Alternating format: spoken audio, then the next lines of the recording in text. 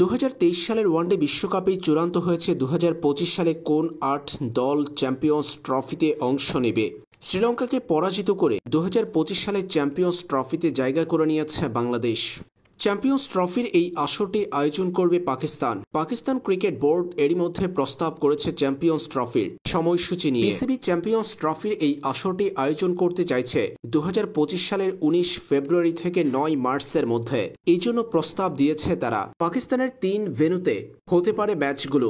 8 দলের অংশগ্রহণে এই টুর্নামেন্ট পাকিস্তান আয়োজন করতে চাইছে লাহোর, করাচি এবং রাওয়ালপিন্ডিতে।